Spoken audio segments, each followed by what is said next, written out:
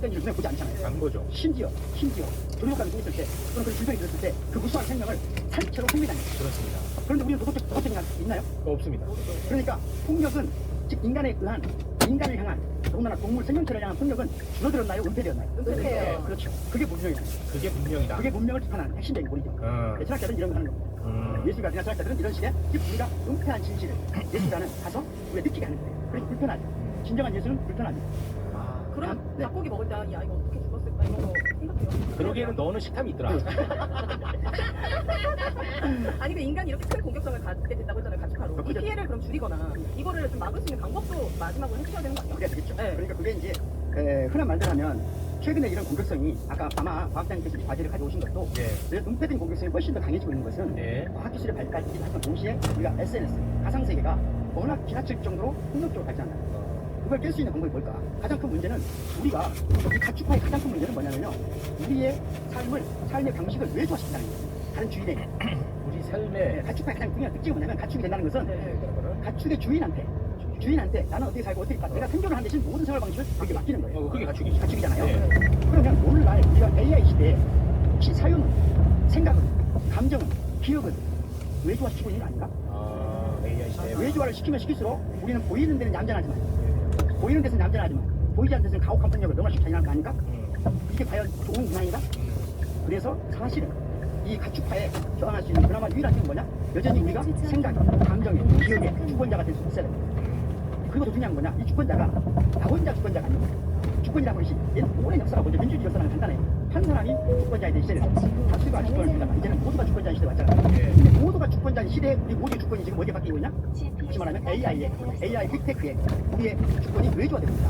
그렇기 때문에 오히려 이 인간의 가축화의 폭력성이 즉 겉으로는 굉장히 얌전하고 굉장히 생각하고 굉장히 친절한데 안에서 너무나 가혹한 폭력들이 지금 전 세계적으로 표현하고 있잖아요. 폭력이 줄어드는 게 아니라 은폐된 형식으로 아름다운 게임의 형식으로 더 많이 적용되고 있다. 네. 이걸 어떻게 극복할 것은 여전히 인간과 인간이 상호 주관적인 주권을 다시 찾는 것이다. 네. 주권을 찾는 것이다. 그것을 해결하는 게 바로 공정거래위원회입니다. 공정거래위원회. 그래서 지금 공정거래위원장님을 다음 코너에 바로 모시도록 하겠습니다. 너무하네. 너무하네. 아니, 이 정도면 연결 잘하는 연결 잘해. 이거 문제가. 철학자도 많이 소개하려고 했는데 그대로 하시니까 제가 이제 깜빵에서 안 받아놓은 건데요. 박부용의 책장. 네, 그래서 전국 투어를 하는데 네. 무슨 투어를 해요? 네, 전국 투어를 하는데 이거 왜 하냐면요. 간단히 말하자면 그 브리티시 니체라는 철학자가 네. 아주 어려운 시기에 우리에게 위로를 줄 수 있는 유일한 건 뭐냐? 예술이라고 했거든요.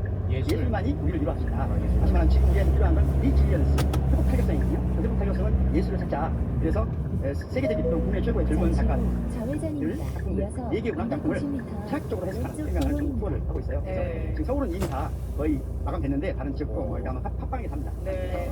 뭐 인기가 많으신가 보네. 전국 순회 공연을 할 정도가 돼요. 아니, 뭐 인기가 많은 건 아니에요. 네. 그냥 만들어 가는 거지. 꼭 객석 수가 어느 정도 됩니까? 그건 모르겠는 여기 지역하는 데가 있습니다.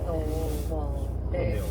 공정거래위원회에서 무슨 일을 하는 거죠? 이런 어떤 인간의 네.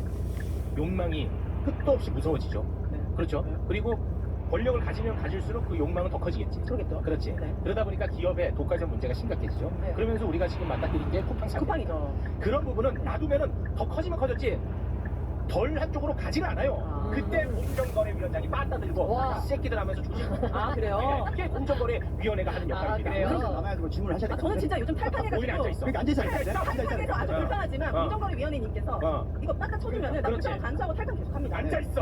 다시 간다. 질문하셔야 돼요. 좋습니다.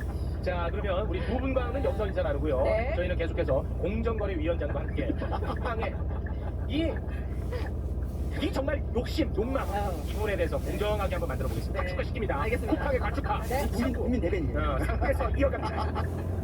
기부의 대상을 선택할 때는 절망에 빠진 모습을 고르는 사람들이 많았지만 함께 사진을 찍을 때는 대부분 희망찬 모습을 선택했습니다. 사실 우리 모두는 알고 있습니다. 기부의 대상도 우리와 함께 살아가는 이웃이라는 걸요. 이웃으로의 재발견, 더 건강한 기부, 아름다운 세상이 건강한 기부 문화를 만들어갑니다. 계속해서 더부룩하시다면 이제 카운트 100만 효소 사람으로 채울 차례. 키만 하면 더부룩한 사람들은 잘 드세요. 탄수화물 100만 역가 수치로 속을 편안하게, 콩들 효소로 탄수화물과 미간까지 편안하게, 역대 최저가로 지갑까지 편안하게 하루 한 포로 만드는 체온 습관. 카운트 100만 효소 사람.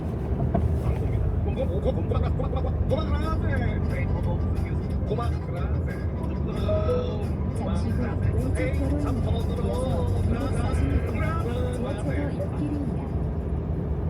활력충전의 포. 멀티비타민 블랙마카. 활기찬 하루를 위한 활력 멀티비타민 포어업. 2+2 이벤트 놓치지 마세요.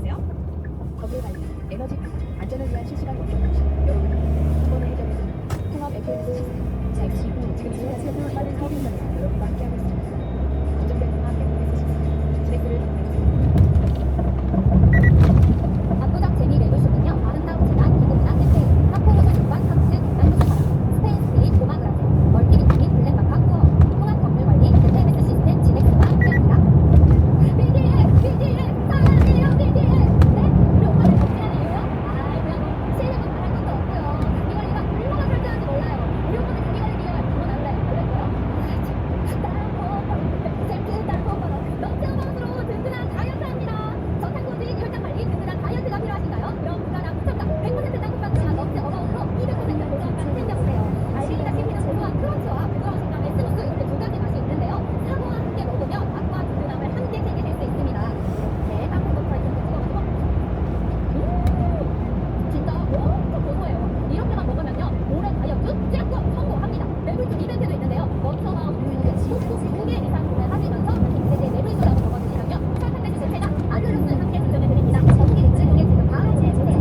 100% 땅콩빵 너츠 어바웃. 네, 너츠 어바웃이었습니다. 대단히 고맙습니다. 요즘 국방 사태로 화가 굉장히 많이 나 있습니다. 국방의 가축가가 절실하다고 연변을 제가 공전했더니 그래서 뭔 가축가냐? 국방 새초 없네요. 관련한 이야기 공정거래 위원장님과 함께 나눠보겠습니다. 지금 함께 하시죠.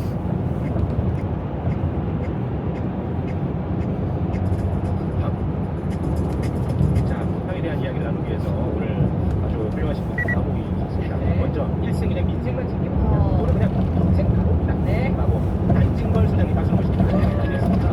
우리 주경기 위원장님과 함께 방송을 해주는 너무 영광입니다. 현재 주경기 TV가 1200명 안 되더라고요. 주경기 TV를 주경원 TV 좀 10만 명 만들어야겠다. 그래야 또 우리 주경기 공정권이 칭찬. 우리 가능합니다. 아, 그래도 동경이 1200명 구독자. 김영훈 TV 10만 명 되면 날라다닙니다 요새. 약속, 예, 활약이 대단해요. 예, 탕 때문에 못 살겠다. 연합 피켓팅. 예,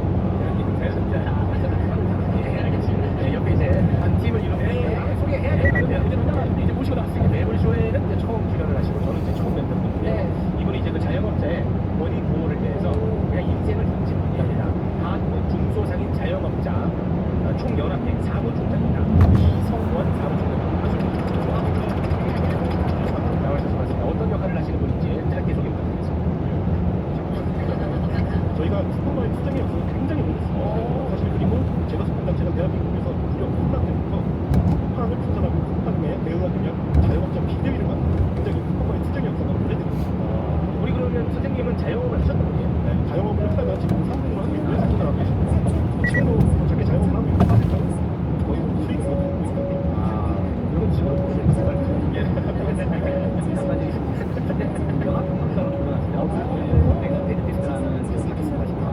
쿠팡에서 영화분들 이기고 있고요. 예, 지금도 데뷔 됐습니다. 실외가 지옥의 라이벌입니다. 아, 대단히 감사합니다. 네. 지금은 이제 어쨌든 자영업자 꿈 있고 있어서 매를 쏘고 있습니다. 자, 그리고 쿠팡 소비자에서 탈당을 하셨던 오윤의 소비자연대 대표님 나와주셨습니다. 네, 탈상으로 한달 보강대장 그렇지, 고맙습니다. 자, 그리고 이제 그 공정거래위원회가 있고요. 거기 있습니다. 매물쇼 창출 주경기 공정거래위원장 박수 모셨습니다. 나와주셔서 고맙습니다. 예술인가? 네. 이번 이제 서울대 경제학 교수님이었어요. 예, 예술학은 관련이 없습니다. 네. 이런 분들 되게 좋아하시더라고요. 하시는 곳이래. 아니 오히려 선생님 매우 정확한 게 지금 우리나라 역대대학 중에서 머리카락이 가장 긴 선생님을 닮았는데 그러니까 TV정신, 자유정신, TV정신 TV까지는 아니에요. 아니 굉장히 자유롭고 내민정신 넘치는 사랑이 넘치는 강아지 사실과 다른 말씀입니다. 그리고 여성 장관 양성 장관 중에 양성 장관 아니 이건 사실 아니라 분열인데요 위원장님 제가 별명도 좋았어요 국민을 위해서 반드시 일하거든요 주요 경기 국민을 위한 주요 경기 주경기입니다 국민들을 위한 국민을 위한 주경기 주경기입니다 아니면 정확하게 해주시면 경기가 아니고요 주경기 이거를 반짝하게 하게 경기가 이름이 안 좋아. 또 잘못했습니다 예예 대단히 보셨으니까 공정거래위원회가 뭐 하는 곳인지 모르는 우리 오윤혜님, 그리고 최욱 씨 같은 경우가 좀 존재하거든요. 9명 국가정예위원으로 구성된 조직인 것 같은데 정확하게 어떤 일을 하는 곳인지 간단하게 좀 소개 좀 부탁드리겠습니다. 우선 제가 한 가지 이런 질문이라고 합니다. 우리나라가 어떻게 보면 굉장히 경이로운 경제 성장을 했잖아요. 그 중요한 원인을 저는 두 가지라고 생각합니다. 두 가지가 뭐냐면 국민성, 대단한 국민, 경제성장, 그리고 기업 친화적인 그리고 이 답은 저 2년 전에 그 노벨 경제상을 받았던 에런 아세모로 그리고 작년에 노벨 그랬어 필립 애경 이런 분들이 주장했던 원인 중에 하나는 민주주의입니다. 민주주의 그렇죠. 그러니까 국가 제도의 민주적 통제를 해서 권력자들이 남용하지 않고. 그렇지. 두 번째는 국민의 인정 능력입니다. 맞네 나. 말씀하셨던 것처럼 국민의 국민성, 네. 국민 개개인의 인정 능력. 그렇습니다. 예를 들어서 우리나라가 지금처럼 반도체 기술을 이렇게 개발할 수 있었고 그리고 선도적인 기업이 존재할 수 있는 이유는 과학기술 전문가들의 기술 역량. 80년대, 90년대 가장 공부잘하고 가장 머리 좋은 사람들이 갔던 전공이 이제 아차라시죠. 손자공학과, 화학공학과. 여기 화학공학 도시인데? 의대가 아니었어요. 의대가 없잖아요.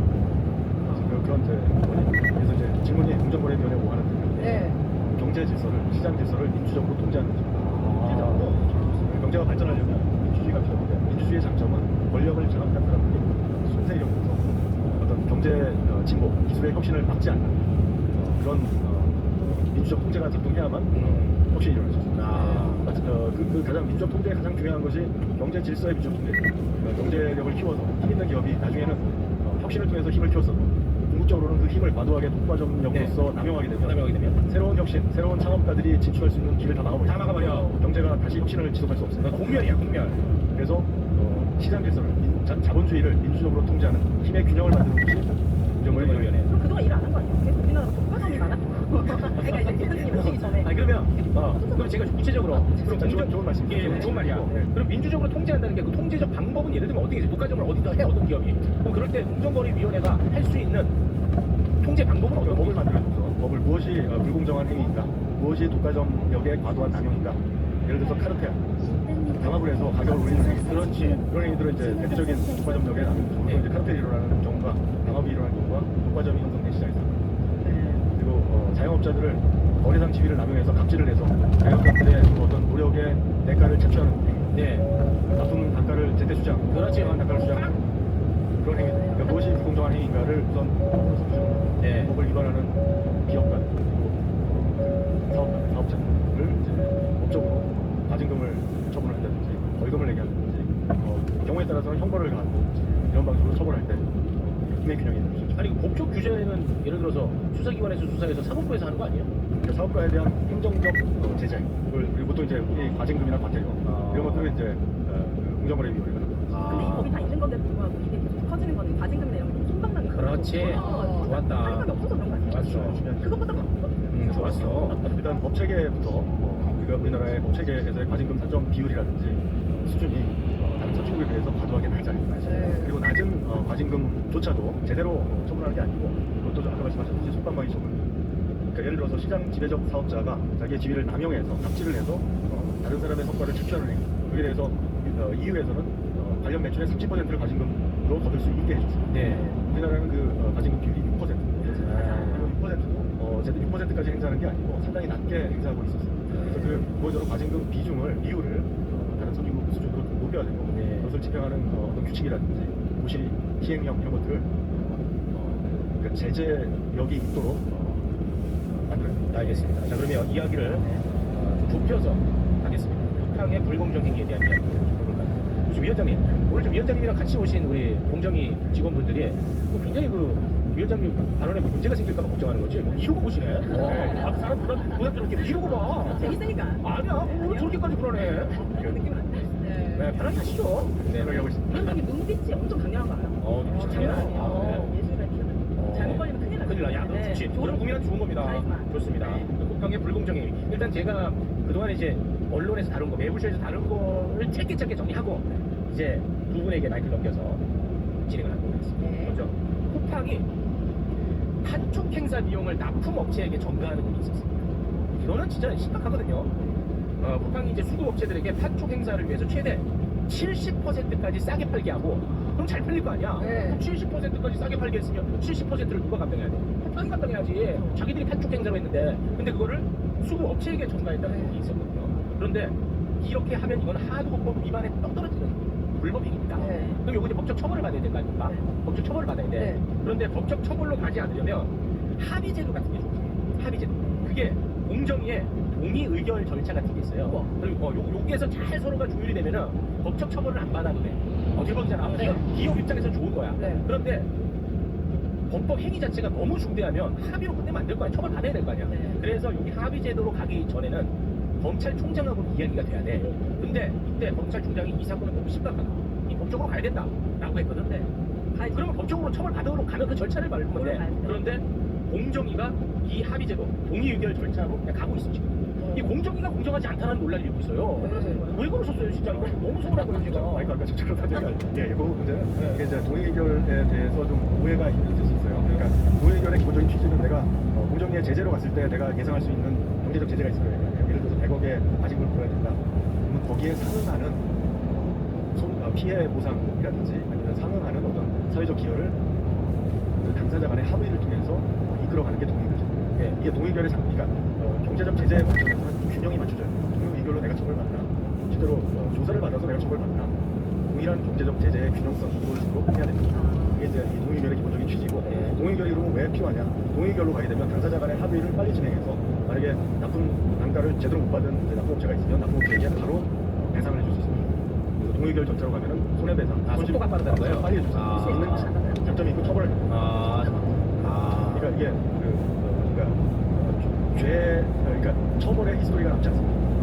그러니까 피해 구제 속도는 굉장히 빠르고 처벌은 연할 수 있어요. 처벌을 할수 있습니다. 하지만 처벌을 받대. 처벌을 구제는 받는데 이제 속도가 진다는 거지. 대법원까지 가려면 3년. 그래서 이제 그걸 플러스 마이너스 해봤을 때 동의 의결 절차로 갈 때 그래도 피해 기업에게는 도움이 될 거라고 공정위가 판단했다는 그때는 그렇게 거죠. 판단했기 때문에 절차를 개시했고, 그러니까 검찰은 절차 개시를 판단한 건 아니고 이 동의결이 개시되면 검찰과 관련 부처, 부서배처 이제 예를 들어서 부서배처 장관 이런 분들의 의견을 씁니다. 동의결 과정 절차 중에 검찰은 이제 신중 검토라는 의견을 냈습니다. 그리고 지금 진행 중에 있고 이런 의견들을 수합해서 최종 판단을 기업 입장에서 불가능한데 갑질하고 막 이렇게 해가지고 또 내가 진정을 상담해주면 어떻게 하려고 네, 잘 뒀다.